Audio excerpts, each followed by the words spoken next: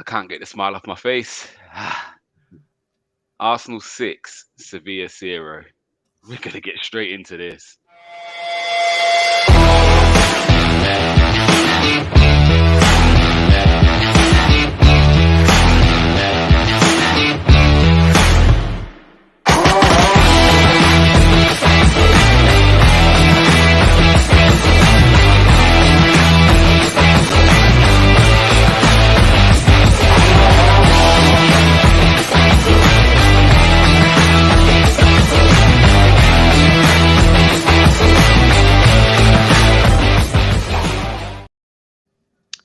Yes. Good afternoon, people.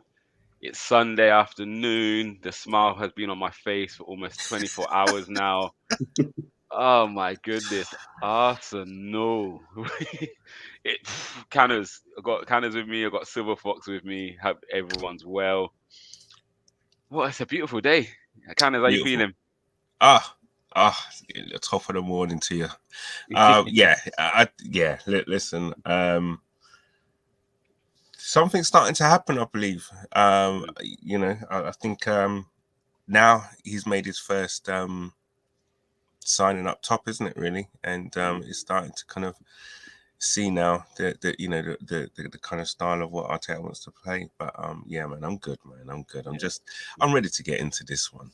Hey, and how are you, Mr. Silver Fox? You okay? Hey, like you guys, I'm happy, man. Like what I saw yesterday.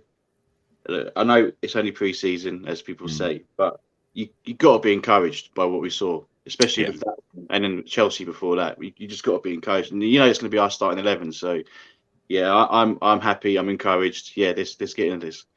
Yeah, no, definitely. And just touching on what Cannon said there, just seeing Arteta actually bring his striker in, it's made me sit back and think, why the hell was I arguing with people about Lacazette? Why was I getting into these arguments? Like, I had to eat some humble pie. I'm there defending this guy till I'm blue in the face sometimes, and it's chalk and cheese, isn't it? It's chalk and cheese. He's showing me he can do what Aubameyang does. He can play on the shoulder. He can get in behind. He could do a bit of Nketiah and be in the box and be reactive and sharp. He could be Lacazette. He could hold the ball up, bring people in. Yes. But what he also does when he does that, he doesn't just pass the ball off and then rest on his laurels. He's on his bike and he's getting in the box. And that was all about his first goal, wasn't it? Really? He's pulled up wide. He brought the ball down. Lovely bit of interplay. But again, he hasn't just waited. He's on the move. And oh mate, yeah. So if you could just delete the earlier streams of me defending Lacazette, I'll take it all back. No, I love Lacazette, but yeah, what he's shown is that need for that striker. But yeah, no further ado, let's get into Jesus. Like, where was he kind of ranking on your target for like a player coming in as a striker? We all had a different style of striker we wanted. Obviously, we missed out on Vlahovic, but where would Jesus rate with you? I think for me, I know you're probably going to get pelters for this, but initially I was kind of underwhelmed with the signing. Yeah. Do you know what I'm saying? Yeah. But I think what could happen and what seems to kind of happen is the shackles have been taken off him. It seems that he's not been able to play his true position or true, express himself how he wants to under Pep, because he's more or less been played out wide, and also as well. Okay, we have to admit, City have got a better squad than us. So if he has a bad game, he kind of feels like, okay, he's going to be dropped for the next game. Not saying that he's not going to have that kind of, he's not going to have any pressure here at Arsenal. But what I'm saying is that you can tell that the manager, Arteta, trusts him and has given those kind of assurances that you're my man at top. Yeah. And I don't give a damn. You're my man at top. I'm giving you that mantle. Run with it. Express yourself. Do what you do. I know what you can do. I've seen you before. I know what you can do. When you're the number 9, I know what you can do. And the thing is that he's playing like that. He's expressing it. Fair enough. He might seem like a little bit sometimes like a headless chicken, but he's got bundles of energy, man. And I can't remember. Someone said like reminds a little bit like Ian Wright in terms of the energy kind of levels. Do you know what I'm saying? he's got an abundance skill, man, and a little bit of kind of arrogance as well, which I love as well. And he's a nuisance. Listen, it's preseason. I don't want to get too carried away, but I will say it looks promising, man. It really looks. I think what we lacked up top is what he's given us now, in terms of the team, in terms of the link up, being available, mobility. Listen, he's slight, but he's got hella strength. Do you know what I'm saying? He can shield the ball very well, and he's doing everything. And he looked sharp yesterday. I think it is his third goal. The way he took he's it, had no right to get there, and the quality of the finish was. It wasn't like he's just thrashed at it to hit the target. Left foot, right foot. He's like, even I think even the game against Chelsea, the way he took his first goal was so calm and collected. It was like, we've been. What was our last finisher? You could say like that was Eduardo. I think I would give Aubameyang credit. He was a finisher. Would you? But I always had that air of, okay, even 1-on-1, is he gonna finish? Yeah, no, I don't know. I think Abba was a finisher. He was clutch for me, but I would probably that's probably another debate. In terms I think what it is for Abba is just all round game. He just sometimes didn't. If he wasn't scoring, is what was he giving you in that game? Yeah, I think that was always the argument with Abba. It was if things weren't going. But Abba cannot do the stuff that I'm seeing Jesus doing. 100%. And it's a beautiful thing, man. Yeah, definitely. How about you, Silva? Where was you for when Jesus was kind of like that was the main target? Was you a bit like Canners underwhelmed? I'm kind of with Canners. I was underwhelmed, but you could always see what he could do. The fact that he was at a Man City team and he weren't really featuring enough, he weren't getting as many minutes. And I think he knows here he's going to get all the playing time that he wants to be able to express himself. And do you know what I really loved about him is that he was everywhere, but when the ball was forward, he was there. Like, so he'd start deep, the ball's moving forward, and then he's there. He's just somehow there. And that second goal for me was the goal. Like, that was my favourite goal. The way he just come through, just kept himself on side and just slotted it to that bottom corner was, I mean, it was beautiful. It was beautiful. And what I really loved about him as well is his interchange with Martinelli throughout the game. Did you notice how he went out to the left quite a bit? Martinelli would come in, and they just have this. Obviously, with Brazil, they have this relationship. I want to see a bit more with Saka. I've got to admit, I want to see it more on that side. But what I'm seeing from him is that he is covering all positions, and he's still getting himself into position to go and finish. And that's what we've been missing. Whereas Lacazette, and maybe he was getting a little bit older and he was a little bit slower, maybe, I don't know. Because we always thought Lacazette could do it. But Jesus is doing it for me. So I think that's what we've missed. And what he's done as well is Eddie and Ketty have come on and he's doing the same thing. Eddie was doing that. Eddie's been doing that. I've been telling you lot.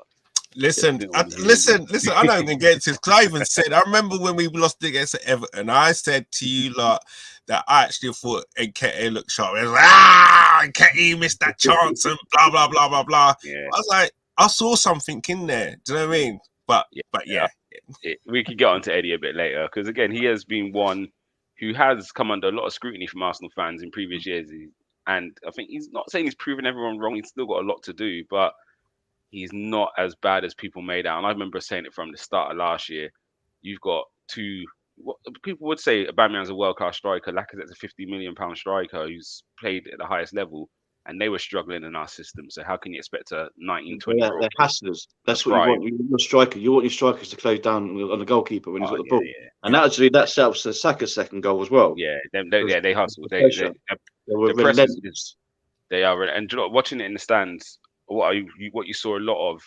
Again, you see a lot more when you're up there sometimes. And I was high again. I was in the bleachers. I was at the top. But this is, I think, the beauty of Arsenal at the moment. There's fluidity, but there's a lot of structure. But it's almost this play with such a fluidness, you don't think there's a structure behind it. But there's very much a very strong structure. And every time Jesus went to press, you saw him look back first. And it was a case of the rest of the team up with me to go and press. And there was a few times the ball went with the keeper, and actually Jesus didn't go and press him, and that's because the rest of the team weren't set. So it was a case of actually, I can't go because I go and press. Then he's going to pass through around me, and now it's an overload somewhere else. I need to. I love how Gumsa sees these things. I You've love got to that. watch these things. But and again, when you next go, Canners, watch Jesus when he goes to press. He looks back, and then he makes his move. And you saw it time and time again. You see Odegaard do it a lot as well. When they go to press, they look to check to make sure everyone's in position before they execute the press. And again, it's not that selfishness of Alexis used to do it all the time. Do you remember Alexis used to go press and then he'll throw his hands in the air when no one's gone with him? Right. And actually, as fans, we could say, "Oh, Alexis is pressing and no one else is joining him." But actually, I always say Alexis is in the wrong. If the team's not ready to press, you can't go press by yourself. And he will go press too. And then all of a sudden, he's then moaning at everyone else, and they'd probably be saying, "We're not in the right position to press. Like, why are you going in there for?" So that shows, to me, the chemistry and how they're working together. And there was times where Xhaka was the one leading the press. There was times Saka was the one, and it's like they all know their jobs. And if Saka's gone, someone else falls onto the right hand side. Then they move around so well. And there was at one stage, and like you were saying about Jesus and his work rate, Silver Fox was saying he's just everywhere. Again, you're looking for the main man. He was on 2 goals in the second half. So I'm thinking, where is he? I'm looking around the pitch thinking, where the hell is he? Like you couldn't see him. And then someone said to me, and I looked, I was like, he's playing in left back at the moment. Like he just dropped all the way in there, and like. And I was sitting there thinking, and then like 20 seconds later again, he's now on the right wing, and this guy just doesn't stop moving. He's been given license to do, and I think that's what he needs. He's a player who kind of, your typical Brazilian player, really, that kind of plays off instinct and plays with that energy, who just wants to play, like the kid in the playground. Do you know what I mean? That's him. Do you know what I mean? He's got that. Fair enough. Yeah, he's gonna have to have a little bit of structure and stuff. But you know what? He's been given that kind of license to do what you do, man. Yeah, and I think the license comes from if you want to go out and play on the left for 5 minutes, you see space on the left, go occupy it because Martinelli equally would just come into the middle. And wouldn't it be great to have another Pires Henry-esque kind of on that left? Do you know what I mean? And do you know what? That would free up Saka so much, for the quick switch, where they would probably want to double up or try and kind of stop Martinelli and Jesus on the left. Quick switch over to the right hand side, boom, Saka's 1-on-1, or even better. And you saw it a few times yesterday. And again, I know what you guys were saying with Jesus and Martinelli have their little connection, but we have to remember for the last season, Odegaard and Saka have had that connection on the right-hand side. So we overload either side. And what you saw a lot of is we were playing down the right and the switch ball to either Martinelli or Jesus was always on. Because, again, Odegaard drifts to the right. And, again, we bring players, Partey's on that side naturally. So we naturally play that side. And Ben White was picking out some delicious switch balls.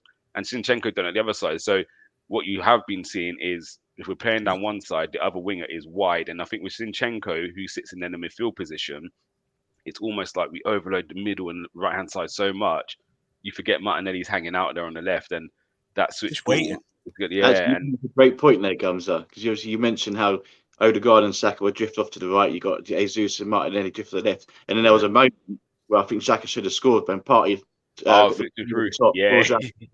And obviously that freed them up to come forward. And you really should have scored that. So I see what you're saying there. And again, that's I think the need for that correct midfielder now, the one that's gonna break the lines, the Aaron Ramsey-esque. That midfielder. I don't see him breaking the lines like some of the others. But for me, Paqueta in that team, oh my gosh, I'm telling you. It's going to be a need. But I'm even tempted to say, for me, it might be ESR. I might be looking at, can I transition him into that role? I can't get a player. Vieira, ESR. And I think there'll be games for Xhaka. So you're playing United, a City, a Liverpool. I'll be playing Xhaka next to Partey. If I'm playing one of the lower teams, I'm probably looking to go ESR in that midfield area. If we bring a winger in, I'll be definitely looking to move ESR because I think a lot of his goals came from arriving late in the box. Do you know what I mean? He was very much kind of on the peripherals and he'll just drift into space. To me, he's not a natural winger who's going to cause problems one-on-one. He's not the most pacey. So he's pass and move. Yeah, and he's over 5 yards. He's very sharp. Sharp. So for me, I'll be looking at seeing him in that role. But it's exciting. And I think we could talk about this stuff forever, but let's get into the game because we just spent 15 minutes just having a chat. We've got another guest here. Here he is. We got another guest. Yes. Flip your phone if you can, bro. Yeah, love that. Where's my camera turning? Yeah, Here we keep it go. out. Here we go. Hold on. Flip it again. Flip it again. Yeah, there. There Keep you it there. go. Yeah, what are you saying? You good? Oh, I'm good, man. I'm good. I'm good. Yeah, we're live in the flesh, man. I saw you yesterday. I saw your little interview on AFTV yesterday. So big up, Love really that. good Love interview. that. And I think even Ty referenced you in his interview, and he said the guy who was on earlier, the Lacazette looking guy. And I thought that's talking about King. But then I went and found your video, and it was you. Yeah, so Oh, yeah, okay. watch Ty's interview. He references you in his interview. So yeah, Wicked. I think Wicked. Love that. yeah. Yeah, No, man. Great result, man. Like, Here's it's a the matter of the question. performance. Here's the question, Mr. King. Was you a little lean yesterday? Yesterday. Yeah, I mean, I've been out for my best mate's birthday the night before, so it was a bit of a crazy weekend. Yeah, Wicked, yeah, wicked, man. Wicked. But you had a nice little wake up tonic from the Arsenal yesterday. Obviously, you was there. No, you know actually, what? I didn't even do that. I was probably just still reeling from the night before. You know, like Yeah. crazy. Let me ask you this first, because you was in the stadium, I was in the stadium as well. Let's talk about Saliba. I don't think TV does it justice how comfortable that guy was in that game. Is that your first time seeing him live, and what's your thoughts after now you've watched him up close and personal in the flesh? First time seeing which player live? Sorry, Saliba. Saliba. Oh my goodness. Saliba, yeah, actually in the stands, because I think it's different watching it on TV to watching it in the stands, and absolute Rolls Royce of a defender, mate. Like if you need to see him in the flesh, you need to actually be in the stadium to actually see it. You know, like he's very much he plays like he's just got out of bed, but obviously like, he's always sideways on. Like the hallmark traits are there. Like I think he really reminds me of Van Dijk. You know, like the way he defends. You know, like where he'll be sideways on, but like if you just jockey you onto your weaker foot, and then you know as soon as you try and get past, that tackle will be there. And he was absolutely outstanding again today. I've watched him throughout pre-season. I definitely think he's ready for next season. He's slotted in so well. But yeah, just to see it like up close and personal, you just knew no one was getting any change off that defense yesterday. Yeah. So I guess here's the question: when the back fours, well, let's just say all defenders are fit. What's our back four? What's going to be our back four? Let me go. I'm going Zinchenko. As much as I love Tierney, Zinchenko offer you something a little different. So I'm going for him. I'll be going Ben White and Saliba. Ben White and who? Sorry, Tomiyasu. And Tomiyasu, yeah. I think that would be my four. Again, we haven't seen them play together, but on what I've seen, Gabriel was the one I've always been questioning in the last few months. I haven't really questioned Ben White for a while. Since Christmas, I've been saying it's Gabriel who seems a bit more rash one, the bit one who gets caught out a bit. And again, yesterday, it was a couple of balls he went to move and he misjudged the spin on the bounce. And Saliba's covered him twice in that game. I'm not sure if you saw it, King, in the first half. Like, he misjudged too. And I think he's a good defender, but I just feel Ben White hasn't done anything wrong for me to drop him. And the way Saliba started, like, again, I don't know if it's just too easy for him. I'll need to see Saliba in a challenge, because we've seen Gabriel and Ben White up against it, and they've defended. Well, Chelsea was a challenge, right? Must have been a challenge. I don't think it was a challenge. And again, this is what I was saying earlier. Well, on paper, we've been that good and made these teams look bad, or these teams have been bad, and that's what I can't take out from the friendlies, because none of them have been a challenge. So I can't even judge Arsenal on it, because it just hasn't been a challenge for us. So, and again, I think if this was City putting these two teams away, we'd be saying how brilliant City are. They're making these teams look this bad. But because it's Arsenal, there's an element of doubt. Do you know what I mean? And I understand that, because we haven't been great for a long, long time. So it is more, we're looking at... It's a tough one to gauge, isn't it? It's a tough one to gauge. But I do think if it was Liverpool City who would put 10 goals away in 2 games, we would be saying it's how good those two teams are. But I think because it's Arsenal, and I understand that, like, I'm saying the same thing. I don't know if it's because of Arsenal or if it's because of how bad Chelsea were, right, and how bad Sevilla were. But to score 10-2 against teams that probably, I think Sevilla are playing Champions League football next year. If not, they're definitely playing Chelsea are. Chelsea playing Champions League football. So regardless of where they are in pre-season, to slap 10 goals past two big teams like that it's got to set us with some confidence going into next year. But yeah, sorry, I know we kind of cut you off a bit there, but and Canners answered the question: what would your back four be going into the start of the season if everyone was fit? Don't know if you can hear me. Silver Fox, we'll answer you the question and we'll come back to Gunnar. I'm going with the back four that started yesterday. Yeah. And I'll tell you why. Because if we do have to go, if we have a game and we have to defend, you got Ben White that can come in with Saliba and Gabriel, and then Saka can then play that right wing back role. For me, so I think, and Ben White has been impressive on that right hand side for me. Decent. It was him who played that ball out, didn't he? To Jesus. It was a lovely ball from right to left. Yeah. And I think I understand what you're saying about Gabriel Gumsa, but I think it's about relationships, it's about partnerships, and I could see a better partnership with Saliba and Gabriel than Saliba and White, in my opinion. And you know, would you have said White was the weak link in that partnership last year? Like, if there was any flaws, was it White? And that's where my issue is. Is it we haven't tried White and Saliba? No, my issues are always with the fullbacks. I don't think the centre backs were much of a problem. I think it was more the fullbacks because a lot of the goals we were conceding were coming from that right hand side in particular, especially when we had no Tierney and Tavares. You know, he was always thrown to the wolves. So, and by the way, I'm glad he's gone on loan. I'm hoping he does well and comes back a better player. But now we've got Zinchenko there, and Zinchenko. Now, when we signed him, I don't remember. I did a stream with Ian, Man City fan, and he was questioning his defensive capabilities. Now, you know what I saw yesterday was oh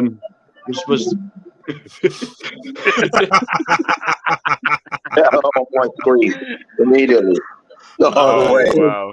You did that. How do I change that? These Spurs people, man. I'll be later. But there was a moment when Zinchenko, he come back and covered really well. You know the one I'm talking about. Yeah. The boy I saw that, and he was so calm, and the way he did, and I was like, "What was Ian talking about the other week?" So yeah, I'm quite. Hello, King. Sorry. I'm trying to.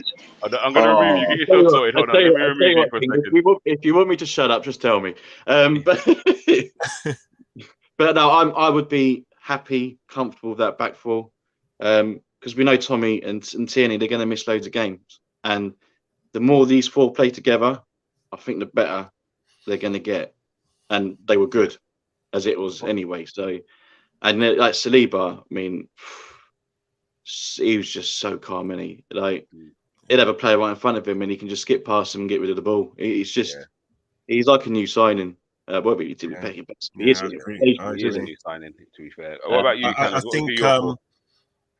Sorry, what would be your four? I think in the end,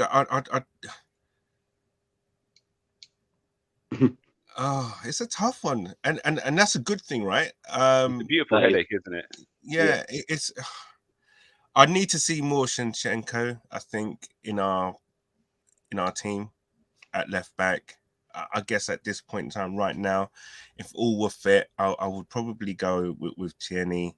I'd probably then go with Gabriel and Saliba and Tomiyasu. I know what you're saying about Ben White as well, and I agree with you 100%. But I just think that there's something about Gabriel with his physicality and the way that he actually, deals with players. And I think, I just think physically he's has a bit more about him than Ben White. Sometimes I've seen Ben White get a little bit bullied, and he can get bullied. Would you say there's a good balance between Gabriel and Saliba, whereas Saliba's the nice, calm and composed one, and Gabriel's the aggressor? Yeah, I would say that, but the thing about Saliba is that he can be aggressive and he can be that cool rose. I think, and I don't think from what I've seen, that King's going out on a limb here when he was talking and referencing Van Dijk, because I see Saliba, that in terms of physically, he's imposing. He's only 21 as well. And and 1-on-1 he's brilliant. And the thing is well, he can pass the ball as well. He's calm. Yeah, even under pressure, he was just taking it, beating 1 or 2 if he need be, moving it again. Like he, but and I will put that but in there. And but normally means disregard what I just said. What I will say is what Gumsa was referenced to. Let's see if we come against teams with low blocks or have a different way of playing. Have come up against your what's his name at Newcastle? The Callum Wilson. Those kind of guys, because they mix it up. You know what I mean? They want to pull players about. They want to get physical, and that's the kind of player that caused us a problem last year. And I think those kind of games will give us, or give him especially, another test, because I don't think, unless you're playing one of the top 4 teams in Ligue 1, you're not coming against that type of good player. Do you know what I'm saying? Maybe you're playing against him, but he did well against Mbappe, didn't he? But Mbappe's not really physical in a style of again. Wilson. There's different styles, isn't it? Wilson, Ivan Toney, who will match you for pace, but are physically going to leave it on you. Chris Wood, exactly. So he's gonna have tests, big tests come up, and we just got to remember. Do you know what I mean? It's just like a new kid. It's a young kid coming into a new league. Yeah, and you're right, Silver Fox. It is like a new signing, because when he plays his first game for us in the league, that's his debut. Yeah. That literally is his debut. So. Yeah, I like what I see. The same sense that I think with Zinchenko and with Jesus, I like what I see. But yeah, I think those 4 for me would probably be the if I think would be our back 4: Tierney, Gabriel, Saliba, and at least 4 times a season anyway when they fit. and do you know what the good thing about that back 4 and as well? They're fucking tall, and I know none of them will get bullied. And they're mobile as well. So we haven't had that in a long time. Yeah, again, that 6, you can put Xhaka and Partey in, and everyone knows I haven't been Xhaka's biggest fan in his career. But we're a big team you again. Put that 6 in, that's a big 6. Like, and again, you've got right back and left back who can both play centre back.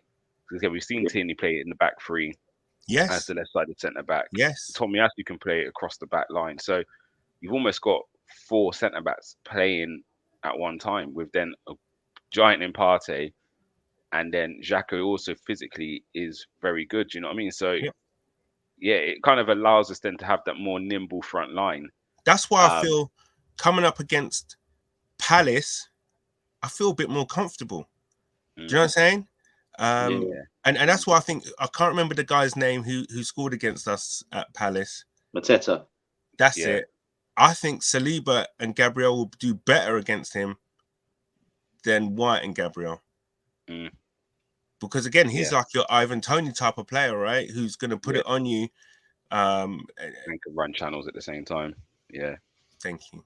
Yeah. No, so we're looking in good place. And again, Munzi said it here, it's only a friendly.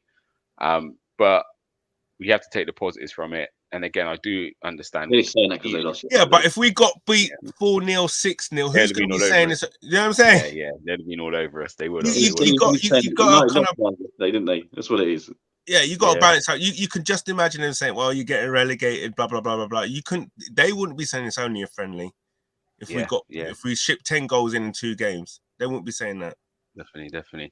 In terms of, obviously, we kind of know what the midfield is going to be, and I think even if we bring a centre midfielder in, I do think you see Xhaka and Partey start the season. The 3 in front, I think it kind of picks itself, and that's my only not criticism of the game yesterday. I think we've done really well to isolate their wing backs one-on-one. Saka and Martinelli both were just, do you know what I mean, we was getting the ball to them where they're one-on-one quite a lot, whereas we used to Saka getting doubled up on. And it's just that bit end product from Gnome 2 is the only thing that was not even being in a horrible way. Obviously, Martinelli's ended up with 2 or 3 assists. Saka scored 2 goals. So it seems really harsh to pick on that, but I know what you're I saying. think that's the quality, because there was a moment where we've been in a few times, and Saka did it against Chelsea as well. He took the option to shoot where he should have rolled in Martinelli. And it's just that them fine lines. And I think the difference, what you'll see with some players, is Zinchenko cut a ball back to Odegaard. And if you can get Yeah. the extreme highlight, Zinchenko cut a ball, just 1 second, sorry, Yeah. and the ball bubbled just before Odegaard hit it. And you saw Zinchenko's frustration at himself, Yeah. that he made the pass a bit more difficult not difficult, but he didn't give Odegaard the best opportunities to score because the ball bubbled. And it's that level of detail would be the big difference for Saka and Martinelli. It's not about just getting down the byline and cutting it back and actually I've done it, or the pass made its player, but they wasn't able to score because I put it on Xhaka's right foot, not his left foot. It's about them fine details of it's. Do you know what I mean? That quality on it to make that person's life that bit easier to get the finish off or put the ball where he wants it to be to score. And that would be my only kind of criticism. And I expect to see them two starting the season, but I do think a winger who will rival those two, and we've seen it quite a few times. Martinelli, when Pepe comes on, Martinelli goes on to the right hand side. So I think, do you know what I mean? So I know we've been looking at it's got to be a right winger, but it could be potentially a left winger that comes in who, again, could be a bit more fluid, and we know Saka could play on the left. So I do think that's an area, if we can get one more in, that like if we could get Leroy Sané. Yeah. But yeah, I think that's my only criticism of the game yesterday. What about yourself, Silver? Did you kind of pick up on those things as well? Yeah. The amount of times those guys get in them You positions. touched on Martinelli there, and I was going to say the same thing. Is though he did get 2 assists, and he'd done really well down that left hand side. There was like several times that you could question his final decision making. Sometimes for me, he holds on to the ball quite long. He had Zinchenko next to him that was in no space, or Xhaka's made a space for him, and he just kind of runs into 2 players and gets himself into trouble. But look, I think he's going to get better at doing. Like you said, 2 assists, so it wasn't that bad. But yeah, for me, he needs to work on that, and then he's going to be a baller. We know this. Yeah, he's still young, and he's going to get better. Xhaka had a few heavy moments again, I reckon, but I thought he played well. I couldn't really pick out anything negative. It was, I mean, maybe I was just taken by all the good things, but yeah, for me, it's all about like preseason's done now. Let's do this when it comes to the, when it comes to 3 points. Can we come out? I want to see us start every game like that. We do that, we're in for a cracking season. Yeah, no, definitely, I agree with that. Again, it is the season's about to start. So, what's your expectations for Arsenal this year? Because again, it's not just looking at Arsenal; it's looking at what's happening around us as well. So again, we could finish up 10 points better off the season and still end up 5th or 6th if the other teams have a great season. And I wouldn't say that's a bad season for Arsenal if we improve 10 points on what we did last year, even if the league position's the same or worse. So are you looking at it like me from a points perspective, or are you looking at a position perspective? Because we can end up on less points and get 3rd place. Do you know what I mean? So what would you be looking at? Me personally, I'd be on position. I actually think a lot of teams are going to take points off teams, because Newcastle, you got to put them into the mix. They've if they gel, they're going to start taking points off the bigger teams, especially at St James's Park. Even if it's like, I don't think there'll be the pushover they were in the first half of the season at all. So there's points there that could be dropped by big teams. Leicester always pose a problem as well. Problem for them though is it looks like they're losing their best players. They're the only team. I think they're the only team that hasn't signed anyone this window. So I'm not sure what's happening financially. So I'm not sure what's going on there. But and Casper's leaving as well, isn't he? Yeah. So listen, the thing is, obviously you got Villa and stuff. So there's a lot of teams that can cause problems. So I expect the league to be won by less points than it has been in previous seasons. So for me, it's about where we are. and it's all about being consistent. We can't go through what we did last season, where we go through a nice run. You know, we have a nice run of 10 games, whatever. Then bam, we lose 3 on a trot. We can't be doing that anymore. We need to, you know, turn those losses sometimes into a draw. Do you know what I'm saying? Sometimes you've got to have the mentality. You know what? It's not our day. If you can't win, then you don't lose. That's the kind of thing now that needs to kind of come into the team. And I just wanted to go back to where you're talking about Martinelli and Saka and their end product. I think what we got to realize is that who's the elder statesman out of those two? Martinelli's older than Saka. Is he what, 21? Yeah, I think he's 21 and Saka's 20. 21, man. man. Saka's played more as well, so they kind of balance themselves out, wouldn't they? Do you know? Yeah, so you kind of get the balance there. But 20 and 21, man. Come on, man. It's like if you had a player coming in, you know what I mean? He's coming in from youth team football in that 2021. He's still eligible. They're both still eligible to play for the under 23s, man. You know, they're gonna that right now, unless they're generational, huge, big Lionel Messi, Mbappe, they're gonna be making those mistakes. That's what makes Mbappe and Messi and even Ronaldo, his end product when he first came to United wasn't all that at all. So look, I think this year, I reckon Arteta must have set them a target of 10 goals in the league. And I think if they can get that, that would be such a huge thing for them this year. And I think that's a great target for them. Them to get 10 goals in the league apiece, that's huge. That's huge. And also as well, you're going to, you know, them and the balls and assists and everything, that will come as well. That they'll learn, and it will all come with experience. That they'll learn which will be the right ball in certain situations and stuff. It will happen. It will happen. So I've got no qualms on them, and I do agree with you in the sense that they do need someone to kind of give them that kind of like that competition, or someone maybe that knows that end product, that has that end product and knows what the right ball is, so they can learn off that. Do you know what I'm saying? And I think that's one of the things that has been a bit of a hindrance to us, is that these guys have not had anyone to look up to say, to give them advice, take them to the side, like, this is the ball you play when you're in this position, or when you've got, you know, get your head up. Do you know what I mean? Take a second. Do you know what I'm saying? I think, 100. I think that's where the depth question comes in, because it's, yes, we might have a backup winger in, let's say, ESR plays very different to Martinelli, and has his qualities. But if you're now talking Pepe and Nelson, yes, they're players that can play in Europe, can play in the Carabao Cup to give our boys a break, but they're not competing for that first team shirt. Now we go to left back. Now you're talking Zinchenko and Tierney. If Tierney's got the shirt to begin with, and then he has a bad game or 2 bad games, you're not.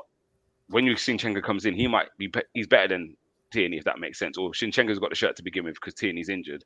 There's going to be fans out there saying Tierney's better than him. He needs to be starting. So, and not only that, think of our left backs coming through the academy, who they got to look up to and think, you know what, and learn from and.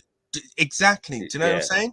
So it's that level to push each other, isn't it? So it's a case of actually, and again, this is where why we would lose 3 on the bounce, is because once you lost the first one, Arteta can't make a change because he's saying, this is my best 11, I've got to play it again. Right. But we lost 2, right, I've got to play this again. So actually, I can't bring anyone else into this to make us better. Just roll the dice. Now, when you're saying, actually, all right, Tierney, do you know what? You played the last 2, you're struggling, off you come, here comes Zinchenko. You got niggles, you know what I mean? Whatever it is. Centre back, all right, Ben White, okay, you've just cost us 2 goals, out you come, Saliba's in. And again, if you watch how City do it, they don't, and Liverpool to a certain degree, there's a few players who start every week for Liverpool, so I would say Fabinho starts, Van Dijk starts, Mo Salah starts, but the rest of them, they all rotate round, so it's not looked at as a negative when you are dropped for a game. It's a rotation, isn't it? So if you watch City's back 4, it's Diaz, Stones, also, and then Laporte starts the next game. Then it was, do you know what I mean? They rotate so much. I don't think the players look at it as, I don't think it's a case of I've been dropped and now I've got to sit on the bench for 10 weeks. It's like, no, you're just not playing this game, but you'll be back in the next. And I think at the top, you're right, at the top, there is there's such a small percentile. If you drop that small percentile, it kills the team from what Yeah. you know a player's perspective. It's such fine margins. You know, so I think that's what we need to do. Keep it fresh. Listen, the boys up top, it is young and they're gonna make mistakes, but they're gonna 100%. learn. They're gonna learn quick. They will learn quick. And last year was a good year for them to, you know, to go through what they did. They can only get better. I said they're still not even 2021. They're still babies. Like really, honestly, that age you should be now breaking into the team. So to say Saka's had 2 full seasons at the top, like, his ceiling's massive. Do you know what I mean? Like, exactly. His ceiling's huge. And same as I said, I'm not upset. And this is why for me, Sane would be amazing, but I do like the sign of Gakpo because I think he maybe fits the balance of Saka and Martinelli more. Where actually I think if Sane comes in, he has to start. Yeah. Gabriel Jesus comes in and Nketiah as the backup is a player who he knows his role at the club is now. And he can learn. He can learn different runs. And I'm coming off the bench and then I'll start in the cup matches. That's my job in this Arsenal team. Where I think I would love to see Martinelli and Saka be the two starting with a backup player who's on their level. So Gakpo coming in knows his role is actually I'm going to play second fiddle to these. Exactly. And that's the thing. Nketiah has been on the bench looking at Lacazette, looking at Aubameyang and thinking, okay, I see what they're doing. I'm better than you two at this moment. Yeah, exactly. But now he's looking at Jesus and saying, oh, okay. I would not have made that run in that instance, but okay, I can see now why he's done that. Do you know what I mean? It's different things, and he's going to see different things from the bench, watching and bringing that into his game, and that can only make him a better player. Definitely. I do have a worry. I'm gonna agree with you, Canners, where you said it's about position, not points. I'm gonna agree with you, Gumsa, that we're going to see the lowest points tally in this season because we've got to factor in the World Cup. Now, if you look at our squad, so the World Cup finishes on the 18th of December. The Premier League restarts 26th of December. Now, you look at the players that we've got. We could say England, France, Brazil. Good chance to get deep in the World Cup. Yeah. So we can go into that West Ham game without Saliba, without Ramsdale, without White, without Saka, without Jesus, without Martinelli. That's a massive concern. When we play West Ham, we've got Scamacca, Italian up front, and they got Czech players, other players that won't get into international teams. That scares me. So those players will be missed because they would not come back after a week from the World Cup. No. So I think they will. I think. You think so? It's got to be, isn't it? I think there's got to be a balance. It's dependent on how far their teams get. But you also got to remember, we don't have a winter break. So it's really and honestly, yes, it's a bit more of an intense schedule. They're probably playing a few more matches within. You got to remember as well the climate is coming from. They're playing Qatar. Yeah. But actually, it's going to be interesting. But I can't imagine. Again, it depends how far they go. In the boys who make the finals, they might not be ready for the first game. But you're talking 8 days before the restart of the season. Because if you look at the other party, and if they actually win it, freaking hell, yeah. So if Brazil win it, they're going back to Brazil to do the. Yeah. They've got to do that. You know what I'm saying? It's going to be, and maybe this is the problem having a lot of players on one country. The other big teams around, they're going to be challenging us. So some of their players they've got. They won't miss a lot of them like we will. I think that's the issue because we've got a lot of players who play for one country. So again, if Brazil go deep, we're now talking 3 or 4 that could potentially be missing. Do you know what I mean? But they're going to have a front three. We'll have a front three. If England and Brazil get far, we'll have a front three of Nelson, Nketiah, and Pepe against West Ham. Yeah, no, I hear what you're saying. Actually, yeah. And again, sometimes you don't look at something. All I'm saying, I agree with Canners. It's about position, not points this season. Yeah. Okay. If I throw out the scenario of 10 points more but 5th place, how would you look at this season? Would that not be good enough for you? Yeah. It's Champions League.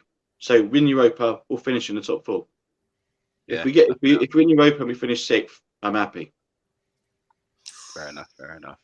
Yeah. What do you think we can do this year? We are going to have more shows on this next week, but it's one of them funny ones. It's if I keep seeing champagne football like this, I'm uncomfortable. Like, it's weird. I don't want to put it out there like I'm happy with just anything. But what frustrated me more for Arsenal was the football we was playing. Like, again, always reference that Chelsea game in pre-season last year because that was the day I lost my head on it. I was being positive for a year being on the Armoury, like the whole year I was positive. Since I joined, it was always I could see the changes. I was spurting a lot, and I went to that Chelsea game and I was flat and deflated after that. And yeah, to me, it's like again we pay the biggest prices in the Premiership. We've got a lovely stadium to watch horrible football. It's not what I sign up for being an Arsenal fan. Like, I can take getting beat sometimes when we play really well.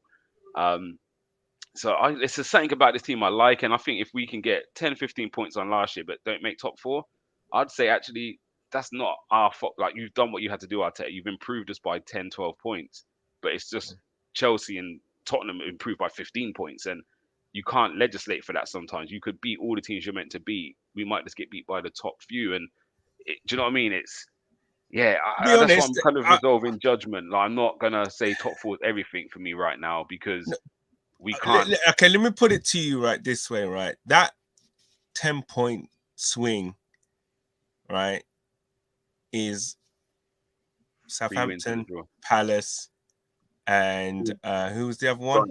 Brighton. That's all it is. Yeah. And you're gonna tell me that you're kind of you've done your job by getting extra. When you say that, I'll give 15 points. So you've got to make 15 points. 15. When you put it like that, because they are games that we should be winning. But yeah, I said it's going to be an exciting season for me. I'm thinking, in all honesty, it's just going to be a very exciting season. And again, I think if we can keep playing the football we're playing, well, what you said last week, Tony, and we're seeing it now. You said about the back 4 being one of the strongest in the league, or you said the strongest. I'm trying to say. Yeah, but you know what I meant. I know, I drew there, didn't I?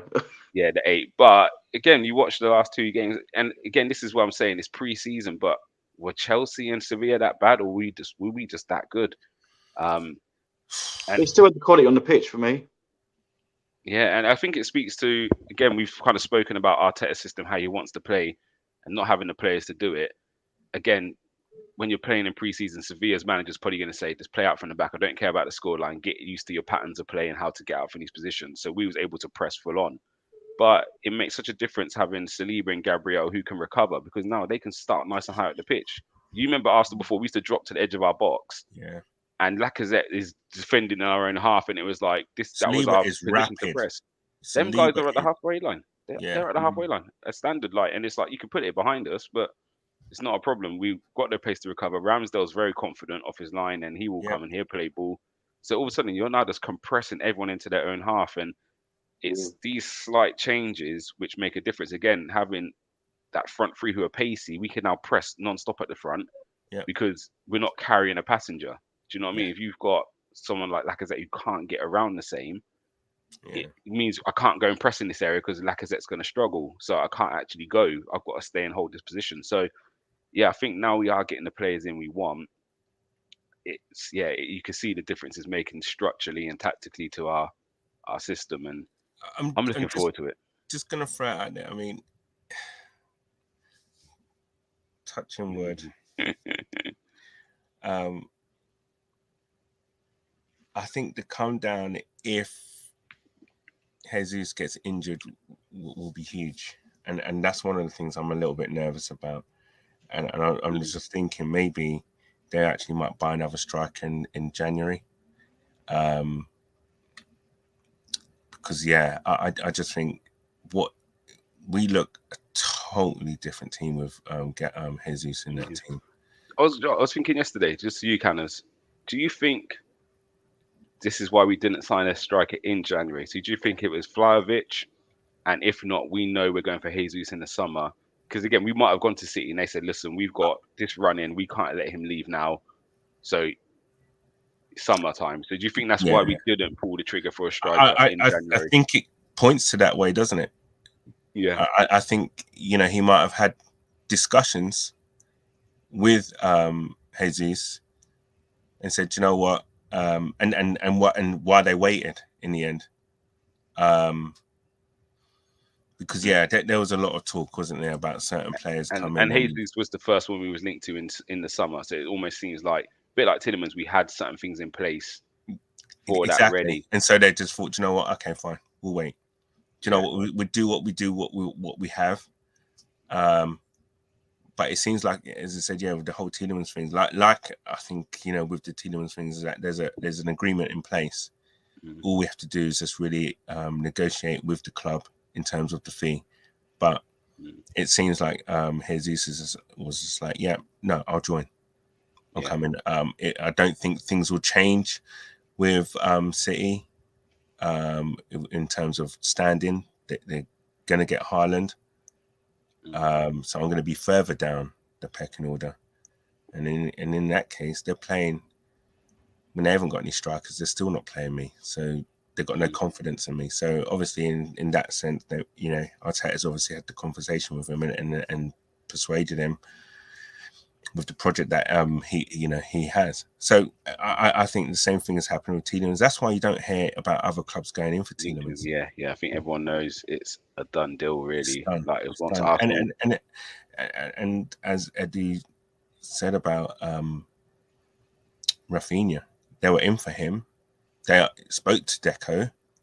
Deco said he's got an agreement with Barca, and that's where he wants to go.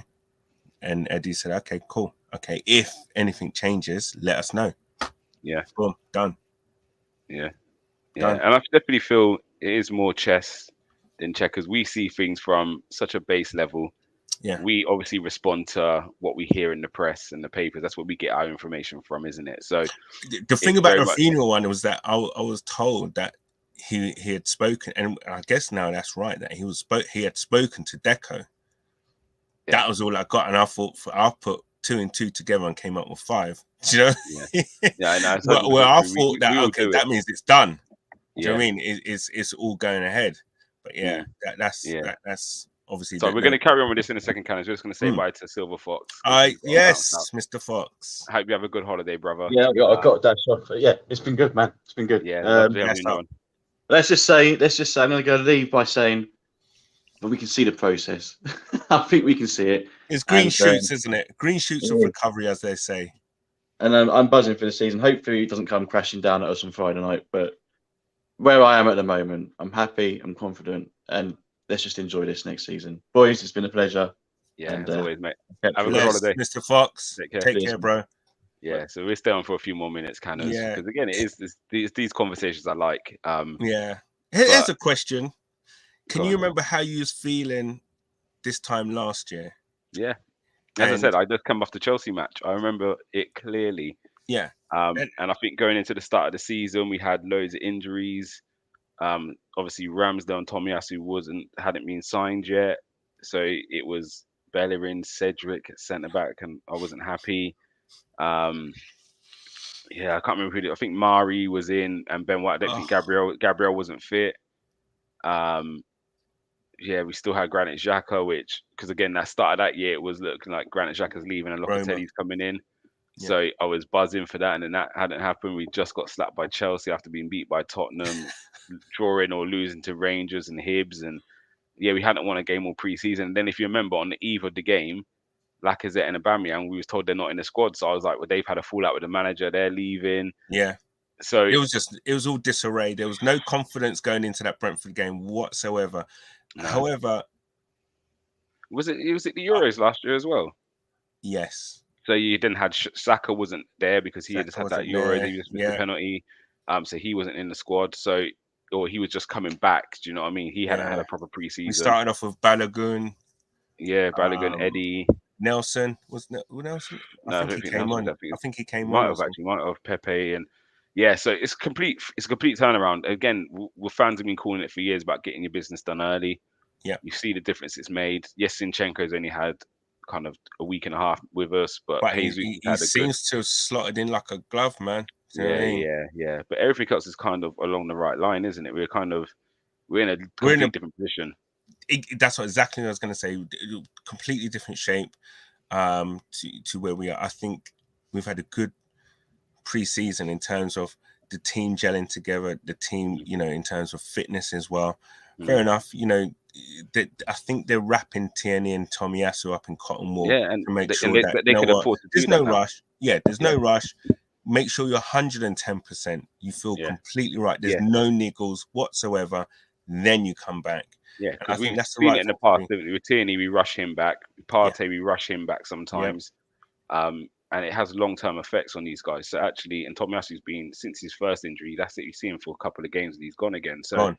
Yep. it's a case of actually we've got enough now without you guys. So you lot focus. ESR's the same. He's had quite a few niggles. So yeah, actually you can take your time Be and come niggle back. free. Yeah, Because that yeah, takes something from your game. You know, as a player, if you're playing with a little niggle, it could be like a stumped toe or a slight hamstring injury and stuff. It takes something from your game. But you come back without any of those niggles, you're flying again. You know what I mean? You feel yeah. fresh and stuff, and you get 100% from every player. So I think the only problem we may have is a little bit of depth. Definitely, there's a problem with depth in terms of our striker. I don't, and unless I'm good. You know me already, my guy. with Eddie, Nah, yeah, I get it. I do hear it. I feel. Look, listen, it'd be good in a sense that if Eddie's kind of picked up a few things with Jesus being there, and I think that can only be a good thing.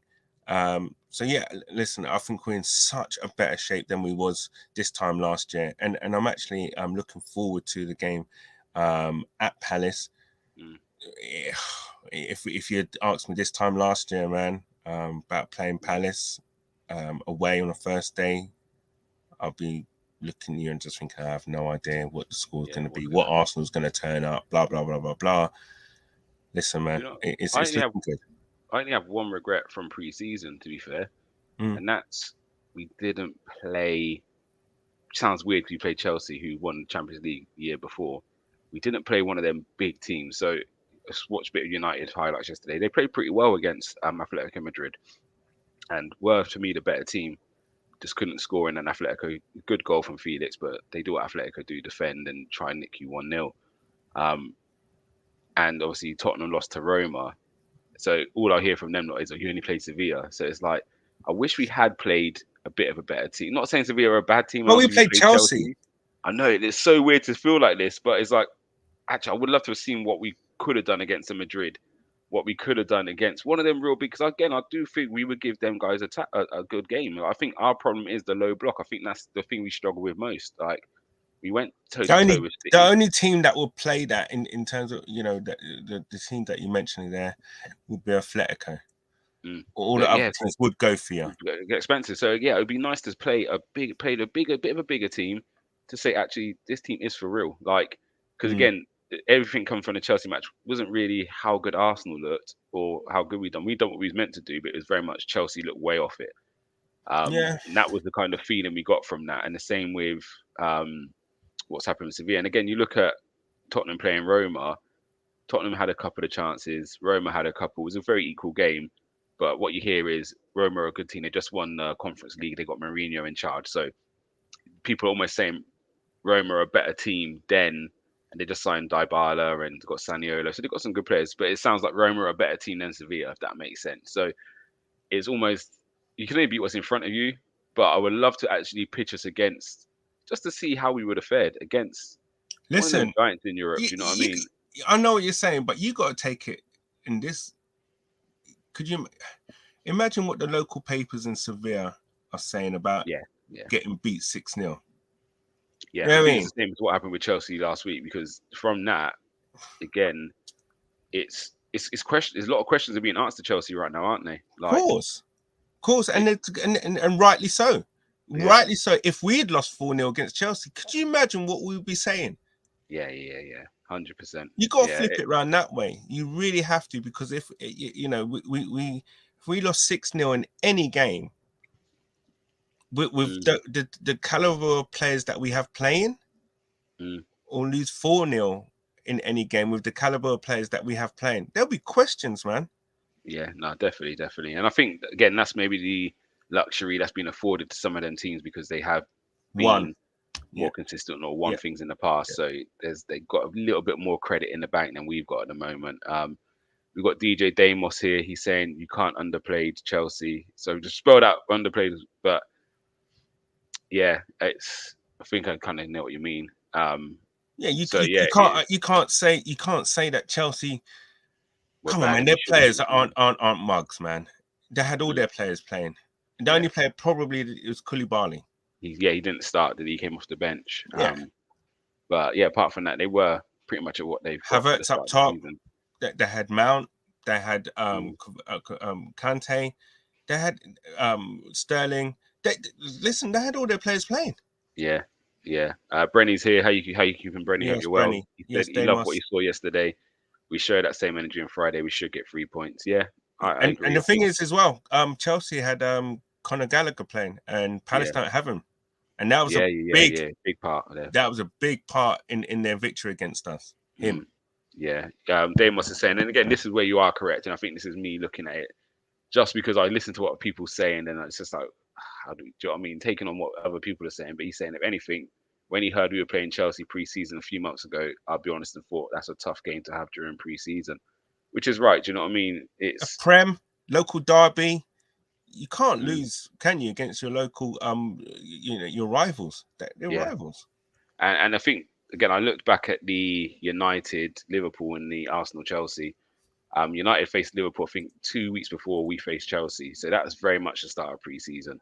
And I know Liverpool did play a weakened team to start with, and then all their big players came on. But again, they're probably fresh into pre-season then. We played Chelsea, and you're near the start of the season. You've got one more game to get it right. And I think even tactically, if you're not getting it right, you can work on that. But I think the fitness levels of Chelsea look really bad. They just didn't look ready. They didn't look like they're running up to speed. 4-0 not ready? Yeah.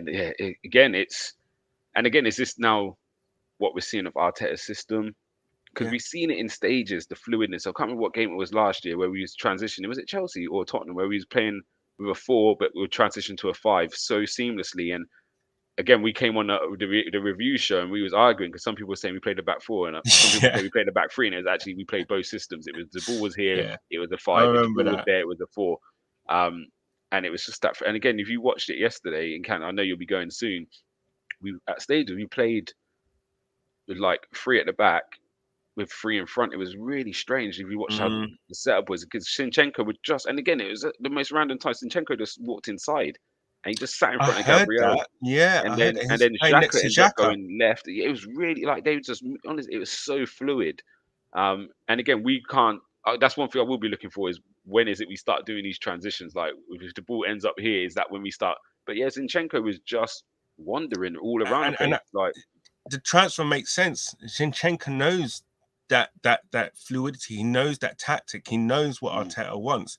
So and also Jesus. So they don't need to kind of bed in and learn it. They know it. They know it. Yeah, and I think it makes sense why we wanted Martinez as well, because he's a player who can play centrally. So actually, he could easily fit into that mold of what Zinchenko was doing. And again, Tierney's going to have to pick this up very quickly. Otherwise, he then gets left behind because he then becomes very predictable. When we play with Tierney, it's always he's coming down the left-hand side. But again, what you might see is when Tierney plays, ESR plays, because ESR will float inside into the gaps, which leads to outside for Tierney. And then when Zinchenko plays, we play at Martinelli because Martinelli will hug the touchline and Zinchenko will come inside. So it just offers decisions. He's got options. So much. Yeah. To kind of play the right team for certain games. And I think that will happen against maybe the top 3 teams, maybe. And I think what it keeps teams guessing because you never know what you're going to get until an hour before. Do you know what I mean? If it's Tierney, how do you defend against it? How do you set up? Yeah. Do you know what I mean? You could work on something all week, thinking Zinchenko's playing, and then all of a sudden you come to the game on Saturday, and then you find out an hour before Tierney's playing. That just throws everything, and then it's ESR, not Martinelli. That throws everything in doubt. Do you know what I mean? So, he's got a lot to play with this year, and I'm looking forward to it. I'm buzzing. Yeah, not gonna lie. Have you been this excited about Arsenal in a long time? No. Straight. When do you reckon the last time was? Like, we've had some good players, the Ozils, the Sanchez's, we've making top 4, Cazolas, but I could still see a lot of frailties within that system, and it was very much individual brilliance was bringing us through games. Whereas now, I don't see a bunch of individuals, I see a team. Yeah, I think the last time I really, but it was a signing really that I got excited was when we signed Alexis. But that's probably back, and also those 2 signings, but they were different times. They're probably at the height of my, excitement. But now I see something totally different. I saw it last year. watching the team play, and just saw, against certain, especially I think it definitely against Man City, where we didn't deserve to lose. No, definitely not.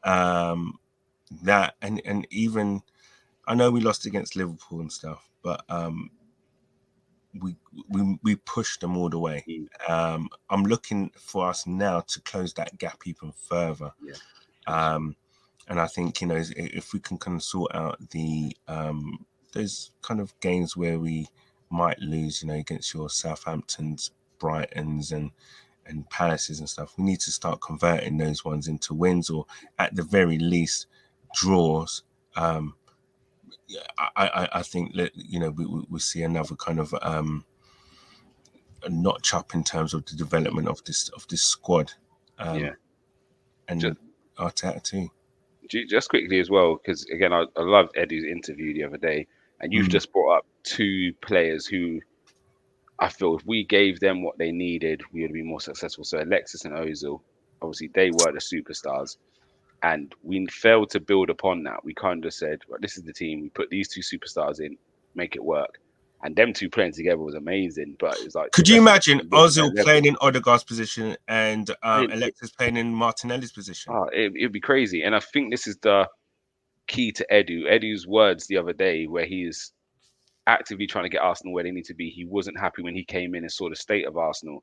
Again, the board from before would sign Alexis and think, we've done it. This is what we needed. Yeah. And wouldn't then build upon it. Whereas it seems like I'm watching this team now. We've just come off the back of winning 6-0 and 4-0 against a European giant in Sevilla. There ain't no mugs. None of those teams are mugs. And Chelsea. Yeah. And Arteta's interview saying, we still want more players, and we're still actively in the market looking. So actually, we've seen our record with Xhaka and Partey in the midfield. They've been very good together. We win more than we lose with those two in midfield. We're looking to upgrade. If the rumor is true, we want a winger. We've got some good wingers there. Yeah. We're looking to improve there. And again, it just kind of shows the mentality of we're not just going to rest on our laurels. Yes, we got Jesus, but we still need more. Yes, we got Zinchenko, we still need more. And I think this is what Arsenal lacked for a long time. It was, we give you Alexis. Now and make it work. We give you a Aubameyang. Now, right, I've done what the fans are happy. We got a Aubameyang. We ain't got to sign no one else.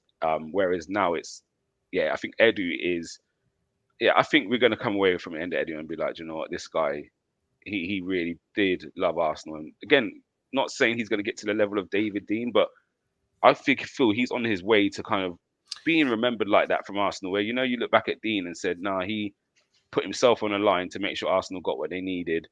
His reputation was on the line, but actually, when you look back at what David Dean done for the club, and I think Edu could go some way to kind of he's making the right moves. He's making the right moves. I can't lie. He's not settling, is he? He's not going to settle for. That's and that's the key thing. Yeah, I think that's it with him. He's not going to accept what the board say and just accept it. He's going to actively push. Yeah, I think he also mentioned and rightly so that the Man City and Liverpool, really, they've got a target on their back. That's our target. Yeah, we got to get there. We got to get to that level as soon as we can.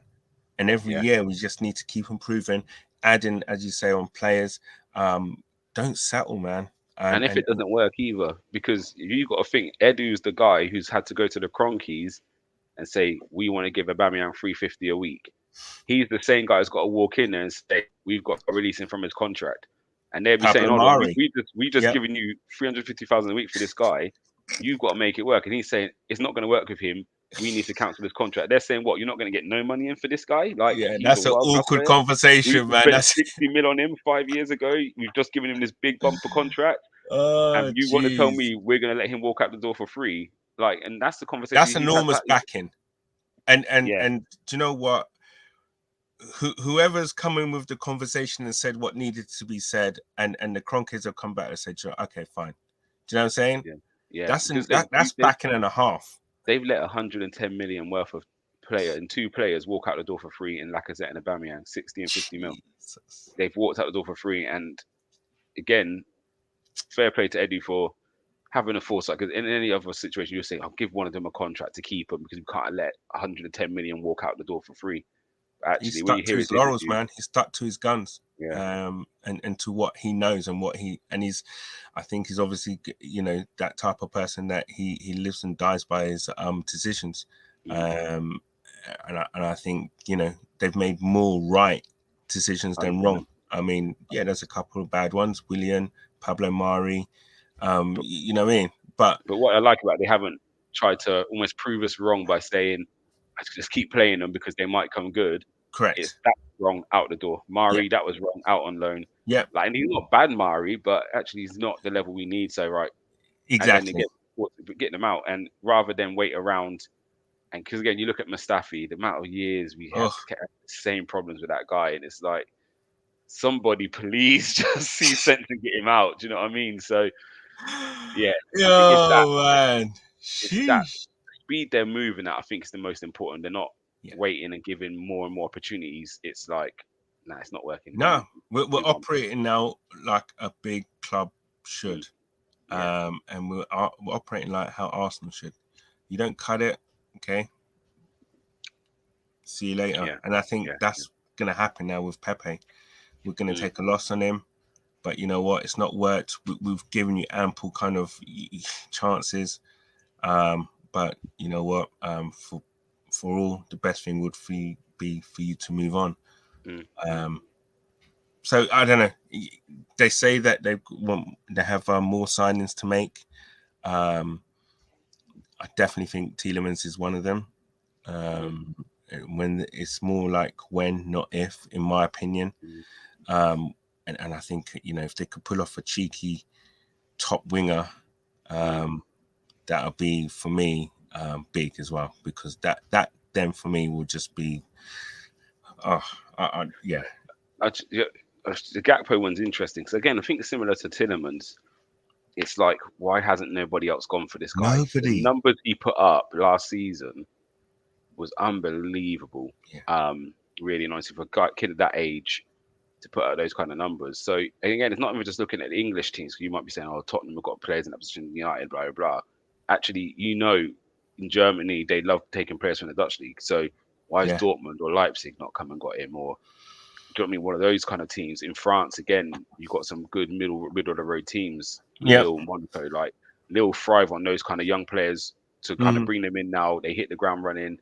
2 good years, we make a massive profit on them. So it's like, why has nobody come for Gakpo yet? Like, what? No. So that's the thing that kind of fills me. Is it? Again, I'm not sure if you know. Kind of, is PSV, is that, isn't it? Is it PSV yes. or yeah? So they've got Champions League qualifiers, haven't they? They've got 2 games. So is it a case of they've said, right, so we will let him go, but let us qualify for Champions League? Let us qualify, and then because you're not in the same competition, he can still come and play for you in Europe once we qualified. So could that be a thing why it hasn't been? Do you know what I mean? It's could be. Again, there's so much variables that could, and I'm sure that goes on. And when it comes to a transfer, the player might be kind of like saying, "Do you know what? I want to go." But then the club will say, "Okay, we'll let you go, but just do this for us." Yeah. And then you can go. That may be the gentleman's agreement that they have. But yeah, it'll all play out, man. It'll all play out, whether it does come or not. But I think it will be a good signing. I would like to. It's a shame. I guess it goes back then. It's a shame that the Willian thing didn't actually work out.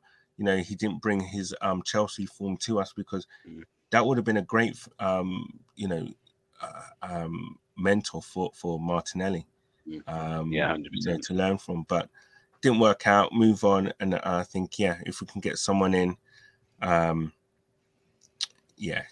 thing is, the winger role is a young man's position, isn't it? Yeah, it's a young man's game now. The amount of energy you need for that position, for that role is immense. So listen, I mean, your guys at the peak, Leroy Sané's and all that or whatever. Would he come? Would Bayern let him go? I mean, that's a squad depth thing for them, right? Yeah, 100%. I think a lot of them rumors come from the fact Mane's there. Mane and he's signed a new contract, didn't he? Gnabry, yeah. So again, it's now so surplus out of those guys. But it's like, for us, we would say, nah, man, you keep Sané. What if one of them gets injured? Yeah, exactly that would. So yeah, it would be a dream again. I think because he knows the Prem and he knows Arteta and he spoke very fondly of Arteta in previous interviews. So again, it might be another one who actually like Jesus, like Zinchenko, where if I've got to go anywhere, actually that's the guy I want to go and play for. Yeah, and just one other thing as well. When it came up from Zinchenko's interview that he was a massive Arsenal fan, it's a dream for him. Yeah, we need to start winning things because the generation coming up now needs to see Arsenal and say, "I want to play for Arsenal." Do you know what I mean? That's it. Yeah, and that's what we need to get to because it's like I never even knew that. You know, he followed Arsenal as a kid and things, but that's the kind of it's amazing how important those little things are. Yeah, and again, I think we have a lot to owe to that team as the Henrys of this world, and because again, if you was watching English football in that time. We're a bit older, so it's funny because you talk about Zinchenko, like you think automatically he's our age, so he would have seen the Wrighties and Adams, but these are babies to us. So yeah, they saw Henry. Henry is the first player. That's what I'm saying. Where we had R9, theirs was Henry and stuff. Do you know what I mean? So if that's what your introduction to football is, you're going to be wild, right? Yeah, if you're from abroad, there's another team to support. But Arsenal, like the first time you watched Henry, that's how you want to play. That's what you model like, your game on. Yeah, all that kind of stuff. And we need to get back to those kind of levels now. 100%.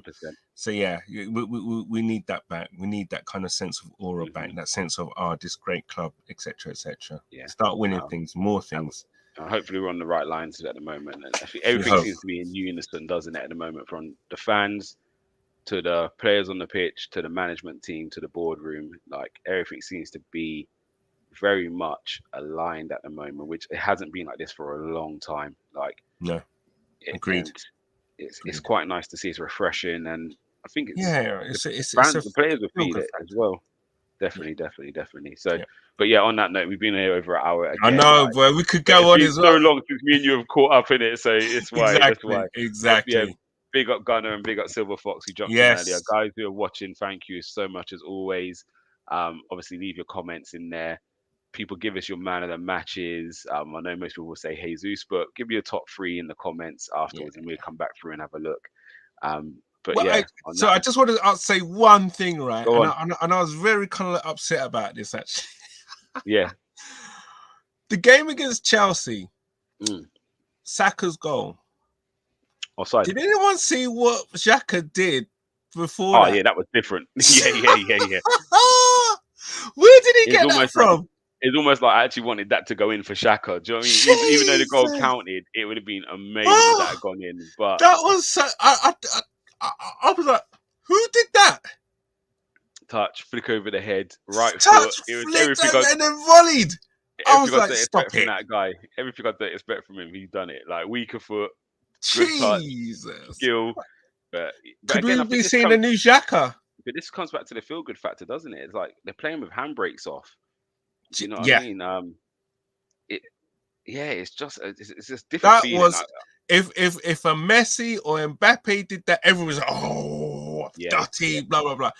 But that was Xhaka who did that, and actually, listen, flicked the ball over the guy's head and followed it off with a volley. I just thought, 100%. I couldn't believe it. Couldn't believe it. Do you know what? It's so nice to go in and just not even be stressed about trying to sell players. Everyone knows Xhaka's not my favorite. I'm not even bothered by the guy no more. Like I think Paul's more of that kind of stuff, but people just have to say, "Ooh." Even yesterday, like attacking wise, again he got not the assist for Nketiah, but the pre-assist, like the nutmeg, he fed Martinelli, and Martinelli obviously gives it to Nketiah. There was one ball where Partey put over the top for Xhaka. He's run off the back of the centre back and hit the volley on the left foot, which just went over. And it's like, I now see the Switzerland Xhaka. I'm seeing more of that. And again, we've taken off the responsibility from him. We're not saying come and get off the back line. Partey shoulders. Partey does that with aplomb. Do you know what I mean? He does that. He's used to taking on that responsibility from Simeone. Simeone trusted him. And Arteta can trust him. And the thing is, that kind of frees Xhaka to do what he does. I just want him to keep his head. There is a player in there, but we can do better in terms Yeah, of we can still improve. Yeah. do you know what I mean? Purchasing another player. But yeah, I just wanted to say, man, I never saw nothing on social media or anything about that little bit of skill. I just thought, look, props where props is due, man. But And do you know what it is? Our team's playing with the handbrake off, but our fans, some of our fans, have got the handbrake on at the moment because it's true. You know all too well it could go wrong. So it's like we don't want to boost it. I tell you what, if we do fly out the blocks and go, Gunner King's going to be relentless, and I feel sorry for him. Like he's going to come for you lot. But I know it's me and you are a bit more reserved, Canners. But I think it's that element of we've just seen it all too much from Arsenal, where you get that little bit of hope, and as you say, it's the hope that kills. But that's Arsenal. We've got the handbrake on as fans, haven't we? To say, I don't want to get too carried away just yet, but. And again, Liverpool and City are just light years. But that's up to us now to close that gap, and we carry on. If we hit the ground running with the season when it starts, then who's to say we're in good form and we play against one of those teams? Who's to say that we can't do them? I'm not saying that we will, but you know what, football catch them. And football's not a science, man. And football's a funny thing. And it's the long term as well, isn't it? It's can I see Arteta at Arsenal for another 5-6 with Edu? Probably yes. Arteta is his first management job. Pep, he's had the biggest jobs in the world. If he gets a Champions League, will he still have the desire to stay at City for another 5 years? Do you know what I mean? And even with Klopp, it's like them two are almost like dancing partners now. So if one was to step away, what would the other one be thinking? Like, do you know what I mean? And not saying they haven't got an infrastructure in place, but again, I do think Pep and Klopp are very, very integral to the success of those two clubs. And how do you replace that? We've seen United struggle to replace Ferguson up to now, and I think this is probably their best appointment they've made since Fergie's left. And I think they needed to have good appointments with the kind of the arrogance to think we should be where we are to get to this point. We've seen how, obviously, I know Wenger was on a decline at the end, but are we in the position at the moment to kind of take over and go if Pep does walk away from City after 2 years, or Klopp to say, right, I'm out, I want to go. Do you know what I mean? You don't know what's on the agenda for them too. So they ain't gonna be there forever. Again, no, that's the thing. What if one of them goes, like Pep or Klopp or whatever? Who do they bring in? Yeah. I know who City would be thinking. If he does what he needs to do, Arteta, they will be looking at it as a natural replacement. But again, if this is Arteta's team, it's everything he's envisaged the clubs to be. He's got it in his mold. Why would you want to leave this? Do you know what I mean? If absolutely, the board continue to back in the way they are, and he wants to achieve certain things. So let's see, man. He has a plan. He has a way of doing it. I guess at Man City, it could be an easy way of doing it in terms of just throwing a checkbook at certain clubs for certain players, but. I think there's a little bit more. He's a little bit more kind of stuck with Arsenal than he would be with Man City, in my opinion. Simply because he played with us and he had a relatively successful career. He won a trophy with us, and he knows the culture of the club. Yeah, definitely. But Canners, we got to wrap up. 100. Put another 15 minutes on what we said. But guys, it was a pleasure doing this for you. Arsenal, we look forward to seeing you back in action next Friday. Not too sure there's going to be any ins and outs transfer wise, but we're going to keep an eye on it. There still will be daily content coming out from the Armoury TV. We just appreciate everybody. So, on that note, we're out of here.